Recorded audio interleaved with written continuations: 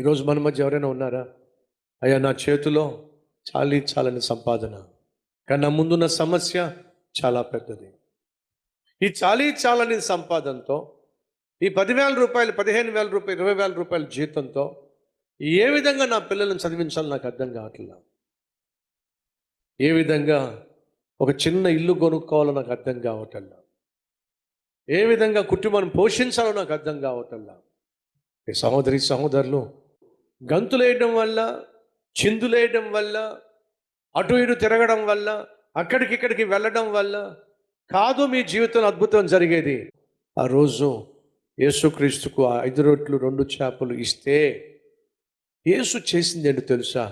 5 రొట్టెలు 2 చేపలను ఆయన ఆశీర్వదించెను. ఏం చేశాడు? ఆశీర్వాదం. దయచేసి విను. నీ జీవితాన్ని కానీ ప్రభువు చేతికి అప్పగించావు అనుకో, ప్రభువు చేసే మొట్టమొదటి పని, ప్రభువు చేయాలనుకుంటున్న మొట్టమొదటి పని, నీకు కావలసినది ఏంటో తెలుసా? దేవుని ఆశీర్వాదం.